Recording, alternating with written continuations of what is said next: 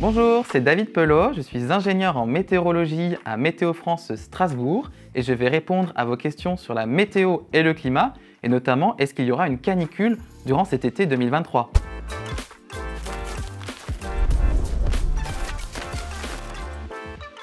Allez, c'est parti, répondons tout de suite à la première question. On va regarder de quoi il s'agit dans cette enveloppe. Alors, une question de Caris5. Quelle est la différence entre la météo et le climat? Alors, c'est une excellente question, Caris. Effectivement, il faut éviter de confondre ce qu'est la météo et le climat. Alors déjà, il y a une différence fondamentale concernant l'échelle de temps. Alors la météo, c'est prévoir le temps qu'il va faire dans l'heure à venir, comme par exemple, est-ce qu'il va pleuvoir dans une heure à Strasbourg? Est-ce qu'il va faire 15 ou 17 degrés demain pour un lieu donné? Alors que le climat, c'est les statistiques long terme de paramètres météo. Par exemple, quelle est la tendance depuis les 50 dernières années de l'évolution de la température sur la ville de Strasbourg? Donc ce sont deux notions complètement différentes. On pourrait éventuellement illustrer cela en disant que la météo, c'est l'humeur du jour qui nous définit, alors que le climat, c'est plutôt le caractère que l'on a de manière générale. On peut très bien être quelqu'un de bout en train dans la vie, et pour autant, de temps en temps, ça peut nous arriver d'avoir une humeur un petit peu plus triste, mais de manière générale, on sera quand même quelqu'un de très heureux. Voilà, donc c'est la même idée.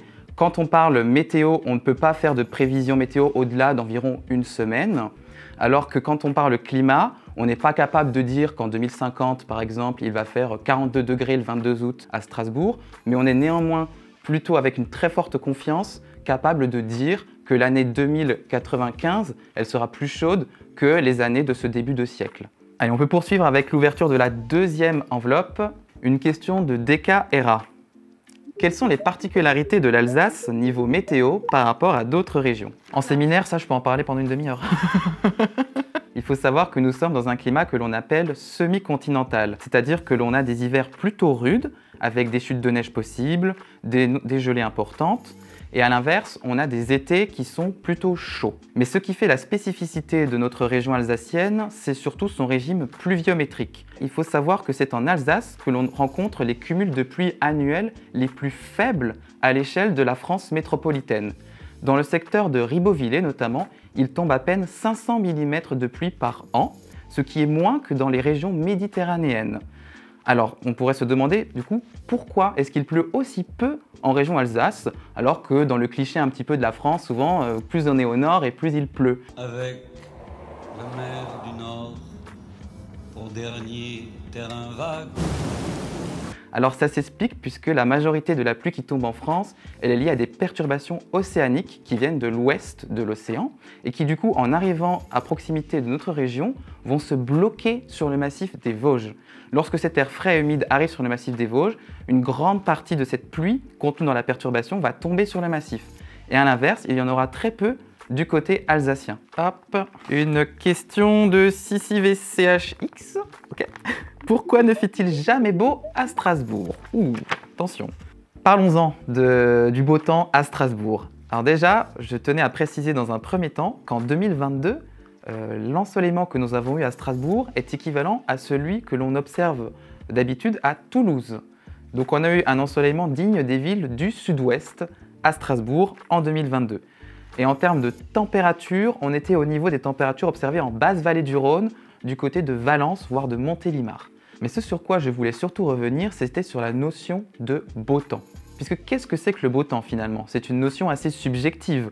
En règle générale, dans notre société, quand il fait beau, c'est synonyme qu'il fait plutôt ensoleillé, avec beaucoup de soleil, peu de nuages, voire pas du tout, et qu'il fait plutôt doux, voire chaud. Mais le problème, c'est que ces situations météo, où il fait vraiment soleil sans pluie pendant de longues semaines et où les températures sont élevées, ça n'est pas très bénéfique pour la biodiversité, pour également les défis que l'on a autour de la ressource en eau. Donc il faut vraiment avoir en tête que le beau temps n'est pas forcément toujours bénéfique pour toutes et tous. Et que lorsqu'on annonce la pluie dans les bulletins météo, on parle souvent de dégradation pluvieuse, de perturbation, des termes plutôt négatifs. Mais en fait, il faudrait plutôt privilégier les termes d'amélioration pluvieuse. I'm singing in the rain, just singing in the rain. Parce que, croyez-moi, on en a bien besoin de la pluie ces dernières semaines et ces derniers mois, et qu'il est essentiel qu'il pleuve, en Alsace en moyenne 600 mm par an, pour pouvoir subvenir aux besoins de la végétation et également de toute l'économie et des êtres humains qui suivent derrière. Poursuivons pour la prochaine question. Question de Mathilde GG. Pourquoi les prévisions météo sont si peu fiables à Stras par rapport à d'autres villes en France? La question de la fiabilité des prévisions météo, c'est une question qui revient souvent. Il faut tout d'abord savoir que cette fiabilité, elle a largement augmenté au cours des dernières décennies. On a gagné grosso modo un jour de prévision tous les 10 ans sur les 50 dernières années. En règle générale, si on regarde les prévisions pour le lendemain, pour les 24 heures à venir, dans 90% des cas, elles sont justes.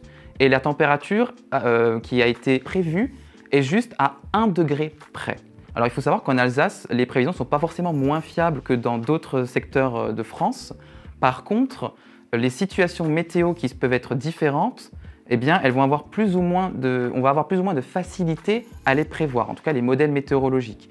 Typiquement, quand on a une situation anticyclonique, calme, en été notamment, on peut avoir une très bonne prévisibilité. Jusqu'à une semaine, on est capable de dire avec une très bonne confiance quel temps il fera et quelle température.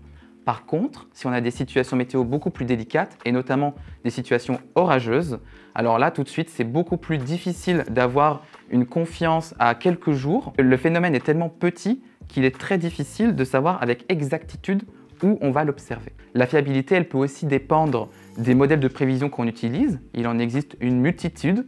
Ensuite, il y a l'expertise humaine à Météo France qui va devoir regarder quels sont les modèles les plus pertinents. Donc ça va dépendre aussi de sur quel site vous allez consulter les prévisions parce qu'elles n'utilisent pas toujours les mêmes modélisations.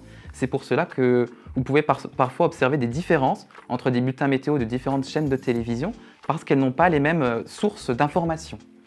Enfin, la fiabilité météo, elle dépend aussi des observations qu'on fournit au modèle.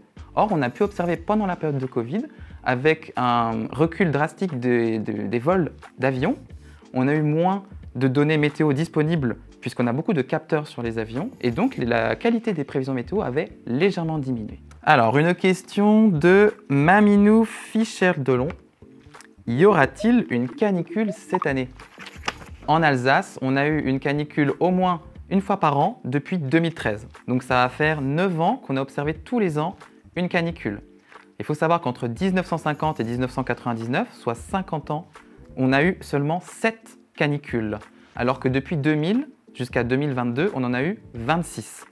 Donc les vagues de chaleur, elles deviennent de plus en plus fréquentes dans notre région alsacienne, elles deviennent aussi de plus en plus intenses, elles deviennent aussi plus longues, et puis on en observe de plus en plus tôt dans l'année et également de plus en plus tard. Et les scénarios futurs ne sont pas plus réjouissants, puisqu'à l'avenir, on pourrait s'attendre à des vagues de chaleur qui pourraient durer plus d'1 mois et également avec des températures diurnes qui dépassent les 40, voire même, après l'horizon 2050, les 45 degrés, notamment en ville. Alors, y aura-t-il une canicule en 2023? On peut s'attendre à qu'il y ait une forte probabilité d'observer au moins peut-être un pic de chaleur à minima et peut-être dans le pire des cas, puisqu'on ne se réjouit pas d'une vague de chaleur, eh bien on en aurait peut-être une. Alors à Strasbourg, pour le moment, nous n'avons jamais dépassé les 40 degrés. Le record est de 38,9, mais on sent bien qu'il risquerait bien d'être pulvérisé dans les étés à venir. Bien sur ce, je vous remercie de m'avoir écouté attentivement et si vous avez d'autres questions, eh bien n'hésitez pas à les poser en commentaire. Je me ferai un plaisir d'y répondre.